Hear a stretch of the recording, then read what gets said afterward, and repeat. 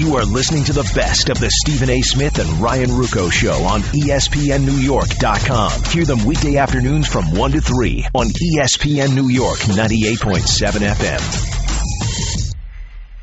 Stephen, you know what's funny? The sexy storylines, the glitzy storylines would be Eli Manning bouncing back. Would his job be in trouble if he doesn't? It would be Tom Coughlin bouncing back, getting this team to the postseason. Will he still be around if this team doesn't? But really, I'm not concerned about either of those guys when it comes to this team. I'm concerned mostly about the offensive line and whether or not they're going to protect Eli better so he's not skittish, as I think he became after the beginning of the last season, the way he was not protected. And if they can open up some holes for a running game that was putrid at the beginning of last year. How about having a running game? How about making sure not only you open holes for them, but you have running backs that know how to exploit it while holding on to the football, which was a problem for David Wilson, as we well know. That's how he ended up in Tom Coughlin's doghouse. The other concern I may have, to be quite honest with you, because I like him a lot and I want him to succeed, Jerry Reese, the general manager. In 2007, if you remember when they won the Super Bowl, there was a few rookies on that squad that were key contributors. Yeah, a lot, yeah. All right? But since that time, only 8 players remaining on the Giants roster from Jerry Reese's first 5 drafts, 2007 to 2011, and only 2 of them, Amukamara and JPP, are locked in as opening day starters. Wow. You know that's not good. Only 8 from his first 5 drafts. Only 8. That's not good. I wonder what the norm would be for the league if you could. So this is it's interesting, but because it's labeled spotty. Yeah. Just reading the magazines and hearing what they had to say, that's how they label him, spotty. Well, I mean, it would seem. Look, the 2011 draft isn't that long ago. That would seem like a low number. Yeah. Well, I'm saying, but when you say the first 5 drafts, right, and there's 7 rounds, and you only got 2 players, whether it's 7, 6, 5, 4, 3 years later, that are penciled in as starters, you got a problem. Yeah, the 3-4 years later to not have more is a little concerning. That's a little concerning. No doubt. I mean, well, you just heard Dan Graziano didn't say it as overtly as that, but he was basically saying, that's what he was basically saying. Reese is more the problem than Coughlin. That's our job. That's our job to say that, not Dan Graziano, who's reporting on the team. Right. But he basically said it wasn't coaching. Right. It's about what Tom Coughlin had to work with. Which I thought it was a testament to Coughlin that the Giants played the way they did at the end of the year, because everybody was wondering, are people still listening to him? Does he still have the room? Yeah. Well, I mean, clearly, because when their season was over, they didn't just mail it in, and he wanted them to play hard, and they still did. My big issue is that, listen, it would be wrong to advocate Tom Coughlin's dismissal, of course, but I just get upset when we act like the question shouldn't even be asked when a man has missed the playoffs 4 times in the last 5 years. At least ask the question. That way we'll recognize if it's Jerry Reese or the players or the coach. But to act as if somebody associated with that kind of futility is beyond reproach, I just don't think that's responsible. I got to ask the question. Now, again, a Dan coming on the air and clarifying and explaining and validating those positions, I'm all for that. Now that's different. But without even asking a question, to just summarily dismiss the notion that Tom Coughlin has anything to do with this team's success or lack thereof, I don't think that's the way to go.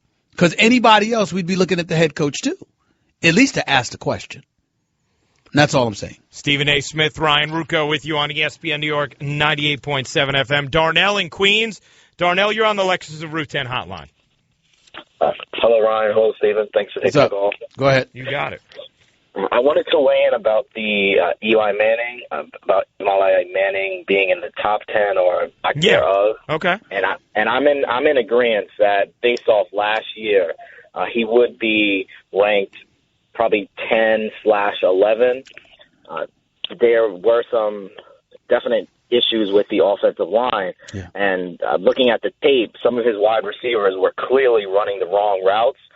Like there was a few spots when he was obviously trying to throw a curl route when the wide receiver would, go to the right or maybe do a streak. And the other thing too, Darnell, I'll let you continue, but he really trusts his receivers, so sometimes he'll toss up balls and just assume they will compete for them. And I thought there were times last year where Hakeem Nicks gave him basically no competition on some of those balls where Eli was trying to trust him.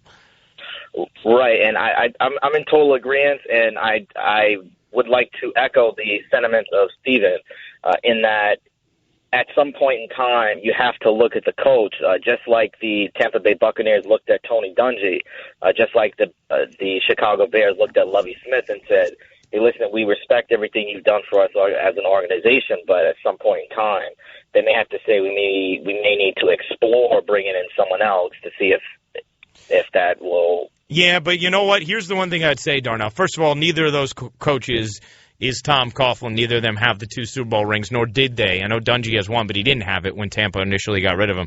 That's true.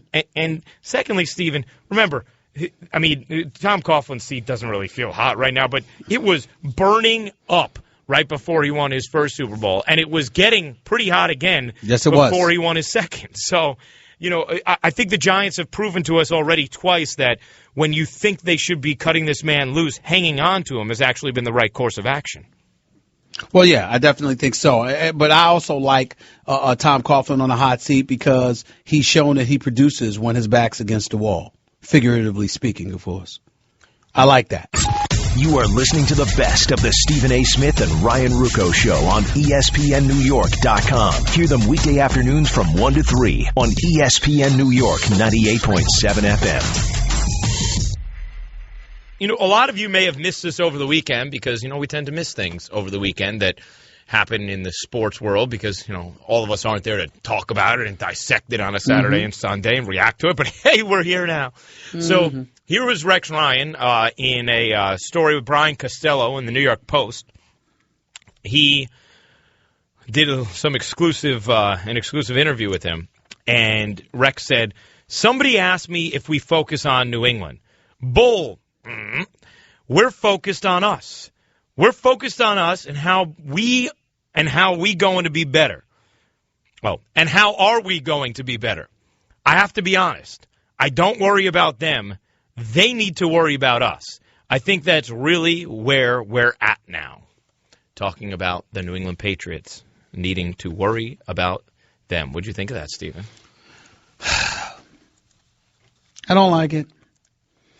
Because Rex Ryan, I know he dialed it down last season after coming off a 6-10 season the year before. But the bottom line is that an 8-8 season have sandwiched 2 of the last 3 seasons when he was 6-10. Not last season, but the season before last, 2012. I look at the New York Jets right now, and I've never been more worried about them in the Rex Ryan era. Revis is in New England. Cromartie's in Arizona. You drafted this rookie Pryor, who has a lot of promise, and a lot of people are raving about him. But what they're saying is, Ryan, he's a run stopper or a hard hitter, and that's what he brings to the table. They ain't bragging about his ability to cover slot receivers or tight ends. So you got a problem there. You also have a problem with a guy by the name of Milliner who showed up late in the season, all right, and did some things for you. I think he was Defensive Rookie of the Month for December. But at the same time, the first 3 months got benched a few times. He is now your number 1 receiver. And I think about that, and I say to myself, I'm not sold. I think this Jets defense is suspect. And then when you combine that with Geno Smith and how you anticipate that he'll still have his troubles because he'll need to be an all-pro for this team to be respectable unless Michael Vick's going to take the job. I just think there are too many question marks with Rex Ryan to be doing that. That's my personal opinion. Wait, you think that Geno Smith's got to be an all-pro for them to be competitive? Well, I just think that you go where your quarterback takes you. And it's not necessarily an all-pro. That might be engaging in a bit of hyperbole. But you can't have 12 touchdowns and 21 interceptions. Just can't do that. No, but I think if we've seen one thing under Rex Ryan is he's proven he is capable of winning games, even if he doesn't have elite quarterback play. Yeah, you know what? Because his defense was elite. And I don't think we can say that about this defense right now. Well, here's the thing. Now, you've got Ryan, your number one corner is Milner. I know. Believe me. I'm sorry. That makes me nervous. I think it's bordering on unacceptable. It makes me nervous, Ryan. I think Milner is going to be good. I like the way he played at the end of the year. However, even if he's good, I don't know that he's going to be locked down, shut down, transformative for the defense, and you don't really have any other corners you feel comfortable with in that secondary outside of Milner. So, yeah, I mean, the Jets' pass defense last year was a problem. I'm excited to see Calvin Pryor. It shows me that they must have really loved him, that they took him knowing that they had needs on the offensive end in that first round, and that excites me because it means that they really like. And I just, I didn't know much about him going into the draft, but in the aftermath, once the Jets took him, the way people raved about him and scouts, intelligent NFL voices got me excited to see what he can do. So I'm sure he improves the secondary from a safety standpoint, but corners are a legitimate issue. Here's the thing about what Rex said, Steven. First of all, I mean, it's silly because, New England owns the division and clearly only has to worry about themselves. It is absolutely absurd to think they care about anybody else when they've won the division a gazillion years in a row. But it makes me a little happy because I think it shows us that Rex might be back in that place personality-wise where we like him. Now, is it good for us? Yes. Is it good for the football team? I'm not sure because does it put a target on the Jets' back that prevents them from sneaking up on people like in years past? That would be my concern. Forget whether or not there's validity to what he's saying because there's not. That's a non-starter. We know there's no validity to New England having to worry about the Jets. New England doesn't have to worry about anyone. But does it actually make it more difficult for the Jets to win games when Rex is in that mode? Because is he hyping up the opponents when he boosts his own team? Remember, that was something Darrelle Revis had admitted. He said he thought other teams got more up for them because of the way that Rex talked. Now, they still all love him. It's Rex in all his glory, and I like that. And it's good for our purposes.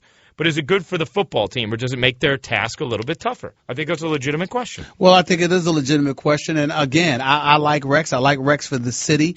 I don't mind his bravado or whatever. What I'm questioning, however, is whether or not he has the horses to back it up. We know that David Harris can be relied upon, or Quentin Coples, and, let's see what he does. But Sheldon Richardson and Muhammad Wilkerson are the boys. We know those boys up front are going to deliver the goods. And obviously you can't just dismiss Calvin Pace or somebody and Demetri Patterson. Let's see what he does. But to me, again, Pryor's a rookie. That's questionable what he's going to be able to do in the passing attack defensively. And then you've got Milner. And to have those two dudes as question marks is really a concern. 1-800-919-3776. And by the way, 6 of the Jets' first 7 games. After Oakland week 1, Ryan, at Green Bay, host Chicago on Monday night, host Detroit, at San Diego, Denver, host Denver, and then at New England. Those are 6 of their first 7 games, Ryan. Now, I don't believe the Jets will go 1-6, but chances are, Ryan, they're underdogs in 5 of these 7 games. Oh, their beginning schedule is brutal. It's brutal. Brutal. I mean, it wouldn't surprise me at all if after week 7, entering week 8 against Buffalo, we don't look at the Jets at 2-5. I mean, at 2-5. And by the way, Buffalo's much improved, Ryan. I mean, I don't know about you, but I'm not sleeping on Jackson and Spiller out of that backfield. E.J. Manuel in his second year, I can't just dismiss that. You go out and you get Sammy Watkins out of Clemson. Oh, I can't wait to see Watkins play. I mean, this boy can play. And the defense, 57 sacks last year, 23 interceptions. They shouldn't have looked Bird. They shouldn't have lost Bird, but let me tell you something. Buffalo's no joke. If you are the Jets, you better win that opener at home against the Raiders because look, man, then you're at Green Bay. That's going to be a loss. And by the way, Ryan, after I gave you the next 6 games, Green Bay, Chicago, Detroit, San Diego, Denver, New England. Right. Guess what? They got Buffalo, Kansas City, and Pittsburgh before the bye week. Yeah. Ryan, the first 10 games, 9 of them the Jets could lose. 9. I mean, listen, there's an expectation. Yeah. I know. There's an expectation to beat Oakland. Who else are you expecting them to beat over those next 9 weeks? Buffalo because it's at home. Buffalo because it's at home. I think they probably... And maybe Detroit. I think they'd win one of the games, the Bears or Lions, because they're both home. One. I think they win one of them. All right, so we talking 3-7 entering week 11? Hey, Ryan. I think... Maybe. You know what? Maybe. Yeah. I think they'd find a way to get a fourth win in there. But you could – I wonder if Jets fans would sign for 5-5 in that first 10 with how rough it is. Yeah. Because then I would. Yeah. I would. And then you finish up with Buffalo, Miami, Minnesota, Tennessee, New England, Miami. So you could potentially finish strong, but that's a hellacious start. Thanks for listening to the best of the Stephen A. Smith and Ryan Ruocco Show on ESPNNewYork.com. Be sure to listen weekday afternoons from 1 to 3 on ESPN New York 98.7 FM.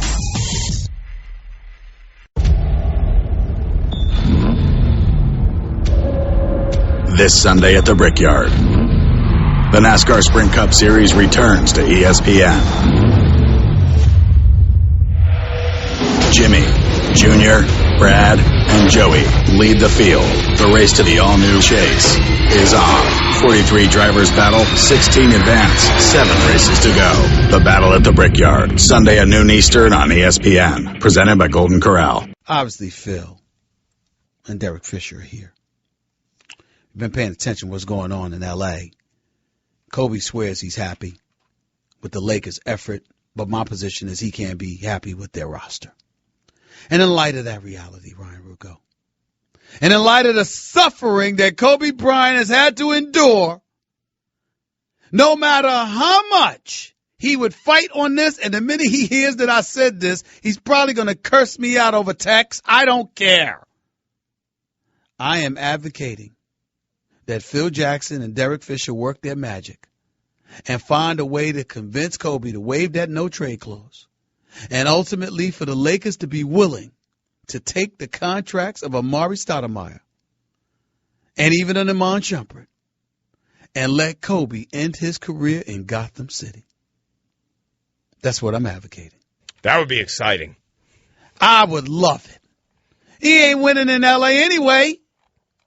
Now, Kobe has always told me he is a lifer. He has no desire to leave L.A. He ain't going nowhere. And the only time he would consider it was back years ago when he was a free agent, free to go to Chicago or the Clippers, and he didn't do it. He said if he was going to leave, it would have been then.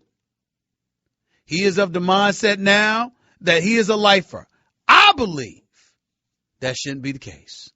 I believe, Ryan Ruocco, that we should do whatever we can to convince Kobe to come to Gotham City for the last 2 years. And if you're the Knicks, you could pull it off. You never know if you could. I can't say they would pull it off because it's a long shot, snowball's chance in hell that they'd be able to, but I'd still try.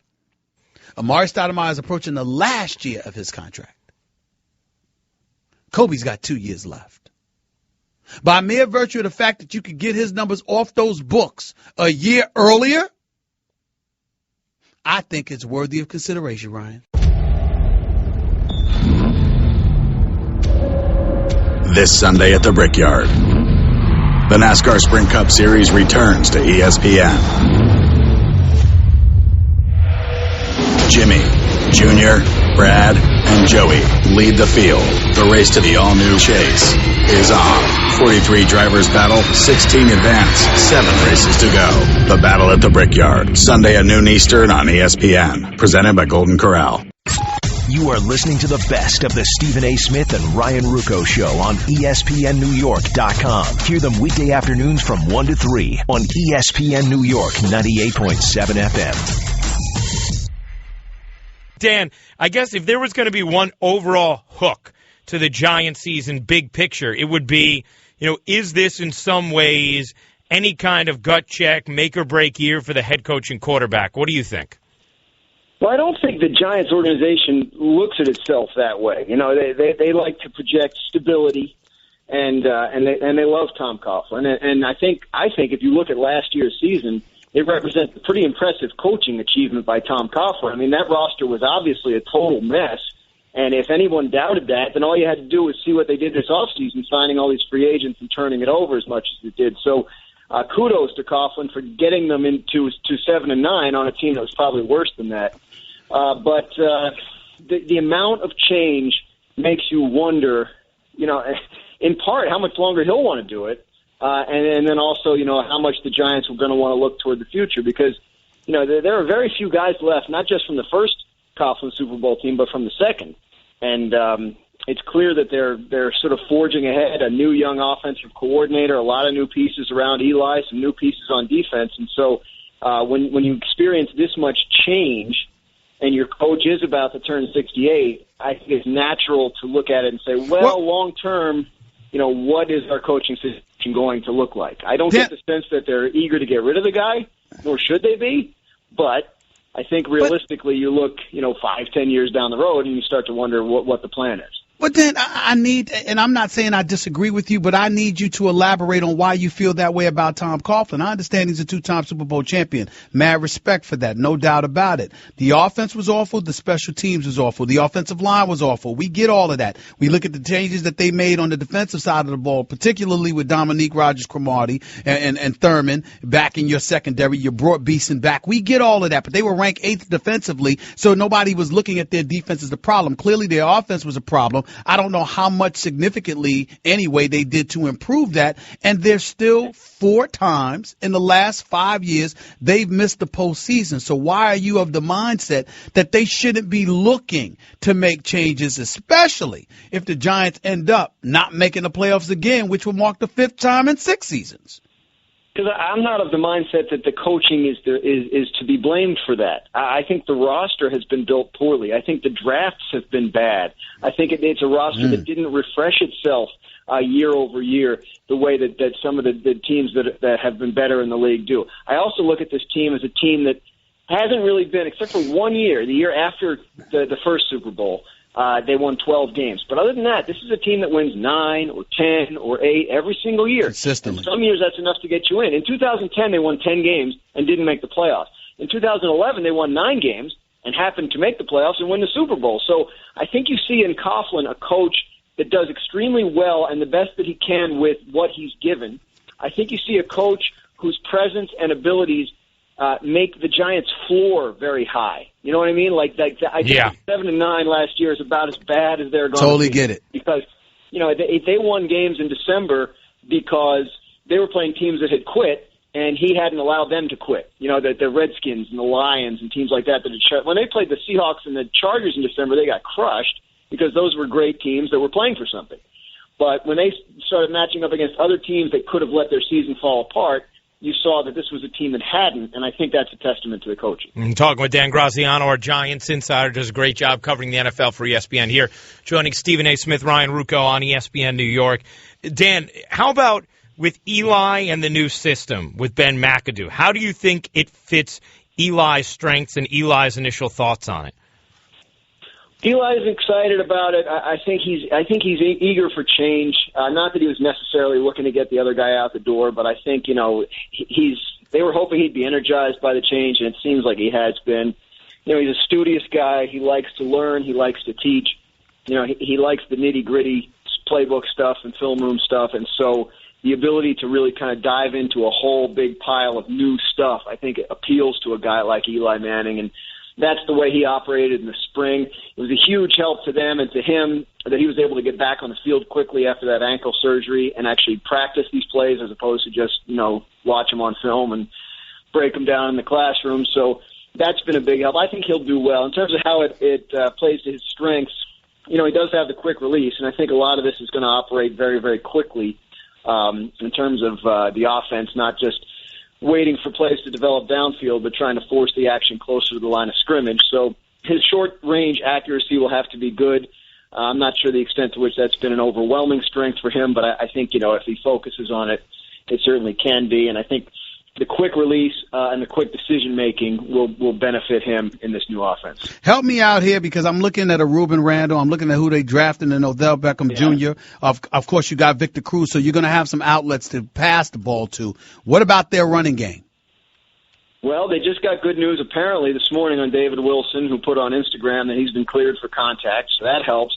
They brought in Rashad Jennings in free agency. They drafted Andre Williams in the 4th round from Boston College. They brought back Peyton Hillis and Michael Cox, who they had last year. So they feel like they're deeper in the running game and a little more diverse in the running game than they were last year. You know, Jennings is a guy they feel can kind of carry the load, can kind of catch the ball out of the backfield. Williams is a guy, if they can get him up to speed on the NFL game quickly, that, you know, he can be the power runner between the tackles, maybe a goal line guy. And Wilson brings that electric speed element that we've seen from him when he was a rookie as a kick returner. A little bit of flashes here and there, but obviously the injury and the fumbling problems last year limited, kind of made that a lost year for him. So they're hoping he bounces back from all that. So they feel like they have options there. You know, we'll see. The pads go on this week, and we'll see what it actually looks like. And, you know, when they start playing preseason games and their team's out there trying to stop them. So they just feel like they're a little better built to withstand the kinds of problems they had last year in the running game in terms of injuries and people going down. What about the offensive line, though, Dan? I mean, I know they added a lot of pieces in the offseason, but they also now lose one in Snead today, and we don't know if Beatty is going to be ready or not. Where do they stand there? Well, you've broken it down pretty well. They were horrendous last year on the offensive line, like a season-crippling deficiency on the offensive line. Everything that fell apart could be traced back to the collapse of the protection up front. So they've changed the whole interior. Snead's retirement is disappointing to them. They hoped he could come back and give them one more year, but they were always sort of cognizant of the possibility that he might not. So they signed John Jerry from the Dolphins. We know him from the Ted Wells report on the Richie Incognito bullying scandal, unfortunately. Brandon Mosley's a kid that they drafted in the 4th round in 2012 who took all the snaps at right guard in minicamp because Snead was hurt and Jerry was hurt. So he's a guy that could be in the mix there. 2 candidates at center, J.D. Walton, who they signed from the Broncos, and Weston Richburg, who they drafted in the 2nd round. So they're hoping they get a nice competition there and, you know, one of those guys wins it clearly. And then they signed Jeff Schwartz for left guard, who they really like, that played in Kansas City last year. Great big guy that should be a mauler for them in there. But, yeah, the big question, the biggest question on that line is Beatty at left tackle. Is he going to get healthy quickly? If he does, is he going to play like he did in 2012, or is he going to play like the mess he was last year when he admits openly that the contract was on his mind and he just kind of got out of his game? So they need to see something from him, and they need to see it fairly quickly, or else they go into the season with a huge question mark at the most important position on the line. So basically what you're telling us is that Eli Manning could very well be in trouble again. It's not going to be as bad as it was last year. Now, how do you know that? Dan, how do you know that? You just brought up Beatty. He's coming off a bad leg and a bad knee. It simply can't be as bad as it was last year. I mean, that's really? Unbelievably bad. Yeah, absolutely. It was that bad. And I think that, think about last year, they lost David Boss at center. They put in Jim Cordell. They lost him. So they were playing their 3rd stringers at center and guard in some of these games late in the season. Even if these guys that they brought in aren't as great as you want them to be, they're going to be better than whoever was number 3 or 4 on the depth chart at guard and center this time last year, which is who ended up playing the games in November and December. Dan, terrific stuff. I mean, that's not great. That's not. I mean, they're going to be like, you know, the Hogs, the Washington Redskins used to have in their glory days, but they have to be better than they were last year. Dan, good stuff. Thanks so much for the time and for getting us ready to go. All right, guys. You are listening to the best of the Stephen A. Smith and Ryan Ruocco Show on ESPNNewYork.com. Hear them weekday afternoons from 1 to 3 on ESPN New York 98.7 FM.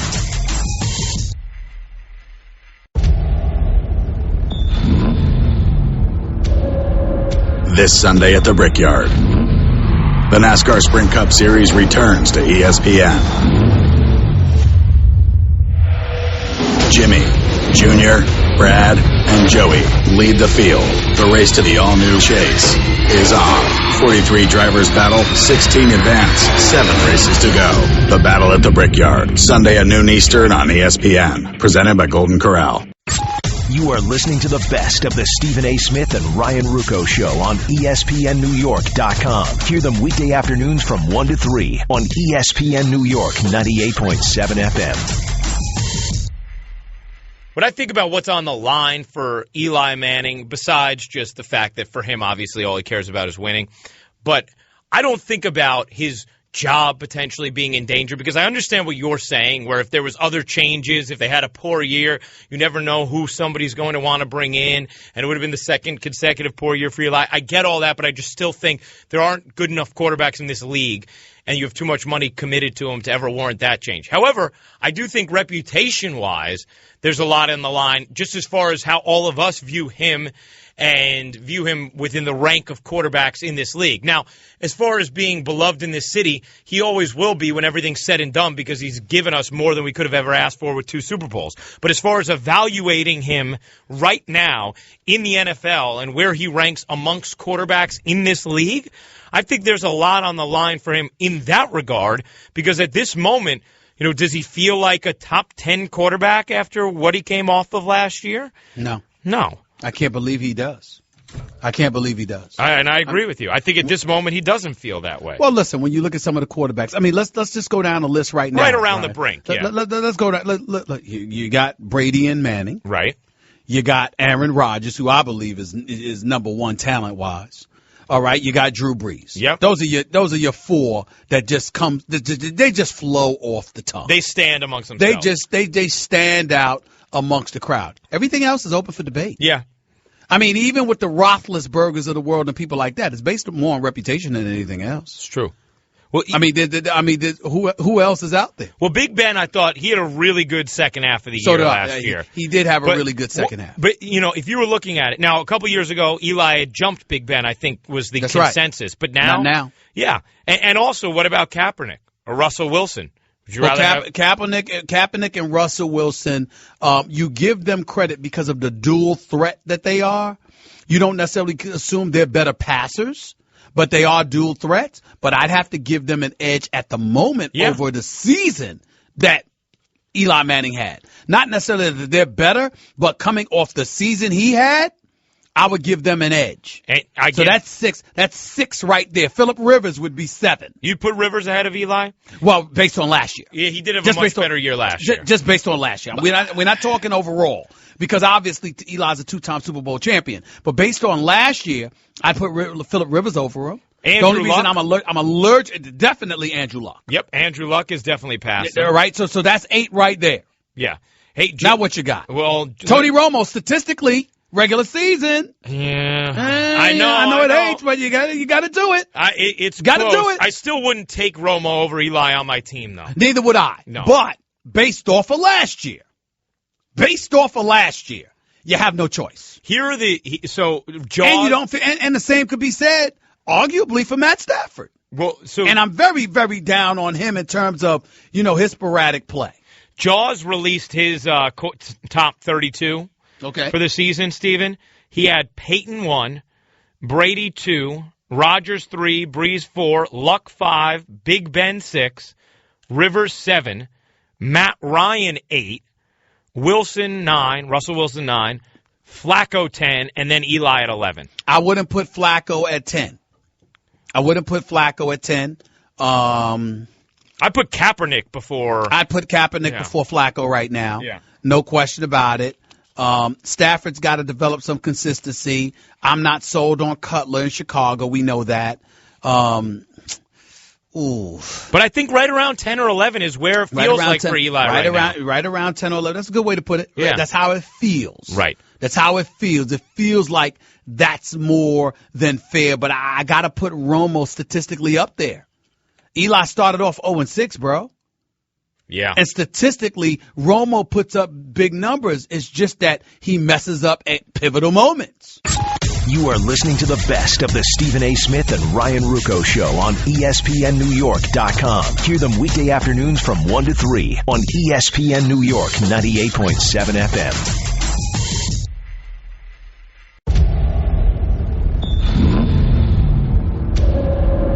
This Sunday at the Brickyard, the NASCAR Sprint Cup Series returns to ESPN. Jimmy, Junior, Brad, and Joey lead the field.